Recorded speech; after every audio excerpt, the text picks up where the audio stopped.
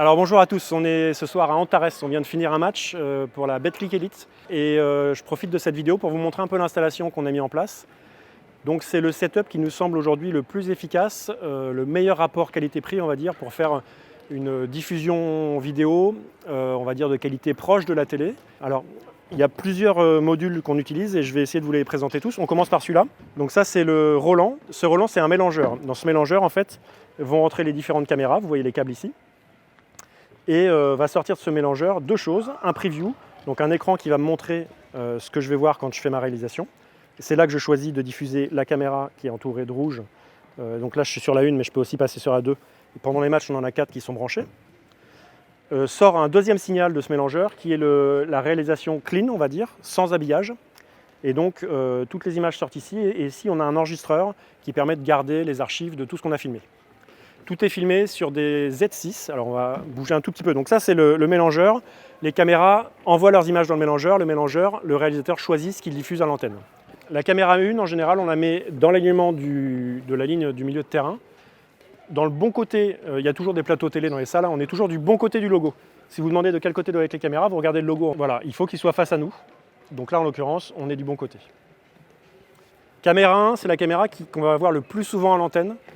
Cette caméra, en fait, elle filme l'action dans son entièreté et on demande au cadreur d'essayer d'avoir toujours la balle, enfin le ballon partout où il se trouve, et le panier, et aussi d'avoir les joueurs, tous les joueurs qui sont sur le terrain dans le cadre. C'est-à-dire que s'il y a un joueur, un système qui se prépare, un meneur qui est sur la gauche et un ailier qui est de l'autre côté dans le corner à 3 points sur la droite, on veut pouvoir voir l'ailier dans le corner à 3 points pour que le spectateur puisse anticiper ce qui peut se passer.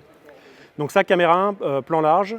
C'est un Z6 avec un 24-70, c'est l'objectif. L'intérêt de ces appareils photo, qui sont aussi des caméras, c'est qu'ils captent très bien la lumière. Ici, on est en terrasse, il y a beaucoup de lumière, donc tout se passe toujours bien. Mais si vous êtes dans une salle avec un peu moins de lumière, vous pouvez capter un peu mieux la lumière avec ces appareils-là qu'avec des caméscopes plus classiques. Le signal vidéo de la 1 nous sert donc pour les plans les plus utilisés. Et la 2, c'est la deuxième caméra la plus importante. C'est la même valeur de plan, c'est-à-dire qu'on a le même angle que la caméra 1, mais on va avoir des plans plus serrés qui vont nous servir à suivre l'action de plus près, à voir des choses, des impacts, des situations plus intenses. Et elle va aussi nous servir pour les ralentis, je l'explique juste après. Les deux autres caméras qu'on a, c'est une Steadicam qui se promène en bord de terrain, vous la voyez ici. Tous nos modèles sont des Z6 de Nikon, donc toutes les images sont les mêmes. On n'a pas de variation quand on passe d'une caméra à l'autre. Ici, on a donc le Steadicam, qui est une caméra mobile, qui est utilisée par un cadreur qui se trouve en bord de terrain, avec un émetteur HF, donc, qui permet d'envoyer les images sans être relié par un câble à la régie. Cette caméra nous sert surtout, je vous mettrai quelques images d'ailleurs dans cette vidéo, nous sert sur les sorties de temps mort ou sur des actions, alors on le met aussi en bord de terrain derrière le panier, mais principalement sur des sorties de temps mort et essayer de faire rentrer les spectateurs au cœur de l'action. Et tous les plans qu'on adore mettre avec notre caméraman à qui on demande de se coller aux joueurs, c'est vraiment pour faire rentrer les spectateurs dans le match et qu'ils en profitent au maximum. Et on a en général une caméra plus haute, ce soir on ne l'a pas mise, pour laisser la place aux personnes handicapées. On a une caméra plus haute, parfois on la met tout là-haut là-bas. Et cette caméra, je vais vous mettre quelques plans, vous voyez en même temps que je parle, quelques plans qui vous montrent à quoi elle sert. Ça permet vraiment de sortir et d'être dans l'ambiance globale. Elle sert surtout au temps mort, à l'avant-match, vraiment quand on n'a pas besoin de voir l'action mais qu'on a envie de mettre le contexte global du match de basket. On revient sur le mélangeur. Donc le mélangeur, c'est celui qui reçoit les images et qui va mélanger les images avec le son et qui va nous permettre de choisir les images qu'on diffuse. Donc ça, c'est le joujou du réalisateur. Ce mélangeur, on a choisi le VR4 HD. D'autres partent plutôt sur des ATEM ou d'autres marques de mélangeurs. L'intérêt qu'on a ici, c'est que c'est polyvalent et que ça ne servira pas que pour du basket. Le mélangeur, à quoi il sert? Il sert d'abord à la réalisation et à pouvoir choisir l'image qu'on montre au spectateur. Donc ici, on a un petit écran qui nous montre, et en appuyant sur les boutons ici, je choisis de passer de la caméra 1, 2, 3 ou 4. Les caméras, elles rentrent ici par des câbles HDMI. L'intérêt de ce mélangeur aussi, c'est qu'il gère le son. On a ici toute la partie son. Et donc ici, j'ai le commentateur numéro 1, commentateur numéro 2. Et ça, c'est le micro qu'on peut mettre pour les interviews sur le terrain. Donc quand j'ai les commentateurs qui parlent, ils sont tous les deux en haut là. Et quand je veux faire l'interview au milieu de terrain, je coupe les commentateurs et je monte le son. Et on a une interview de Philippe Amagou par exemple. What's your feeling about this team? Man, like you said, it's never easy, but you know. C'est quand même un petit bazar pour installer tout ça, puisqu'on est obligé on a un poste commentateur qui est au bord du terrain, plus bas là-bas. Et on ne peut pas, sur des matériels de son, on ne peut pas être en HF parce qu'il y a un décalage de temps entre le moment où le son est émis et le moment où il arrive dans la table. Donc vous voyez, on a des câbles ici qui sont connectés et qui ont été installés, faits sur mesure par notre prestataire Sonomax à Poitiers, je mets les coordonnées. Et donc on a un postcom qui est en bas où nos commentateurs ont de quoi s'entendre, de quoi faire le commentaire et aussi de quoi regarder le match. On a un flux qui sort, le flux du clean ici, il part en HDMI là-bas pour leur donner sur une télé là-bas qui voit ce qui se passe et qui puisse commenter notamment avec l'ajout des ralentis. Les ralentis, c'est le nouveau module qu'on a mis ici. Encore une fois, on est sur de la production, on va dire, de milieu de gamme. Le ralenti, on peut le faire que sur une seule caméra dans notre système. C'est la caméra 2 qui est branchée sur le ralenti, donc l'image de la caméra 2 va dans le module de ralenti et repart directement en direct dans le mélangeur pour voir les images pendant le match. Quand il se passe quelque chose pendant le match, si mon opérateur de caméra 2 l'a obtenu, je demande à mon opérateur de ralenti de préparer le ralenti. Et là, il va reculer de quelques secondes. Ce mélangeur-là, lui, il enregistre le match, il peut aller avancer et reculer le match. Il va reculer de quelques secondes, faire tout un tas de petites manipulations et des boutons compliqués parce que c'est pas évident à prendre en main. Et après, il va rediffuser l'image en me la ralentissant. Elle rentrera dans ma caméra 2 que je pourrai diffuser et montrer aux spectateurs. Le dernier point qui est très important sur les matchs de Betclic Elite, c'est l'intégration du score. L'intégration du score, ça se passe à travers un câble réseau. Et en l'occurrence, notre câble réseau, il fait 70 mètres sur ce coup-là parce qu'il descend ici. Il passe derrière le panneau, là-bas. Il se promène derrière le banc du MSB et il va se connecter directement à la table de marque.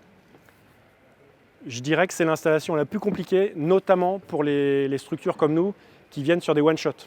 Pour une salle, un club de basket qui joue en permanence dans sa salle, je pense qu'il faut faire installer le câble HDMI une fois pour toutes, et le câble réseau une fois pour toutes, et pas s'ennuyer à chaque fois à l'installer. Ce soir, par exemple, on a vécu un enfer parce qu'il nous a lâché à peu près 1 heure avant le match. On a dû trouver des solutions pour le remettre en place. Donc ce câble, il nous permet de récupérer le score qui vient directement de la table de marque et de plus rien avoir à faire. L'habillage est fait par la Ligue, le score s'affiche tout seul, et donc on n'a plus qu'à gérer le reste. Dernier point, quand tout ça est réalisé, on a reçu l'habillage. On a les images qui viennent d'ici et c'est moi, le réalisateur, qui choisit ce que je monte comme image. Tout ça part dans un logiciel de streaming. En l'occurrence, nous, on a utilisé OBS, qui est un logiciel gratuit et qui est très populaire. Et ce logiciel de streaming, il va faire plusieurs choses. Déjà, il va prendre les images et les envoyer sur les serveurs de la LNB pour être diffusés en direct. Et la deuxième chose qu'il va faire, c'est qu'il va gérer l'intégration de certains contenus, notamment les habillages avec présentation des 5 majeurs, la présentation du nom des commentateurs, et puis certaines publicités qu'on diffuse à la mi-temps ou pendant les temps morts. Donc vous voyez que c'est globalement tout ce matériel, j'ai plus le prix en tête, donc je vais le mettre en description de la vidéo où je vous l'insère ici, voilà, parce que j'ai plus tout en tête. On est sur l'entrée de prix pour faire un truc vraiment de qualité. Donc il est possible de faire plus simple, avec que la caméra 1 par exemple, mais dans ce cas-là c'est mieux qu'Emotion, mais c'est pas non plus la folie. Il est possible de faire encore plus compliqué, mais nous on a décidé de s'arrêter dans ce setup, parce que pour faire marcher tout ce bazar, on a besoin de 5 techniciens, donc un réalisateur, un expert de ralenti, on a une caméra fixe et on a 3 autres caméras qui sont avec des techniciens. Et puis on a aussi l'équipe commentateur où ils sont 2, donc voilà, ça fait 7 personnes mobilisées. On pense que si on est plus gourmand que ça, on rentre sur des moyens plutôt télé. Et là, forcément, les coûts vont exploser et pour un match, ça va devenir difficilement abordable. Voilà, donc j'espère que vous avez tout compris. Mickaël, est-ce que tu penses que j'ai tout abordé comme il faut? Oui, ouais. Tout très bien. J'ai oublié, mais il y a un truc important aussi, c'est les intercoms. Donc on a tous un casque comme ça pour se parler, évidemment. J'espère que cette vidéo qui va se finir dans le noir, j'espère que cette vidéo vous aura permis d'avoir des infos. Donc normalement, j'ai mis pas mal d'habillage pour vous expliquer où trouver les choses. Et nous, on travaille avec un prestataire Poitvin qui est super, qui peut vous aider au national, qui s'appelle Sonomax. Pourquoi il est super? Parce qu'il va vous conseiller sur des produits. Il ne me paye pas pour ça, hein. Je n'ai pas de réduction spéciale sur Sonomax. Par contre, quand j'ai des galères, ce soir on a eu une galère avec le postcom aussi. On a vraiment eu toutes les galères possibles ce soir. Je ne pense pas que ce soit trop vu en direct, mais ça a été très galère. Je l'ai appelé, on est un vendredi soir, c'était après le boulot, il m'a démerdé le truc. Il le fera peut-être pas tout le temps, mais c'est vraiment un bon prestataire. Donc si vous avez des besoins et que vous cherchez un prestataire technique, Sonomax, vraiment ils peuvent vous avoir l'essentiel du matos. Puis le reste, vous l'achèterez avec vos prestataires locaux.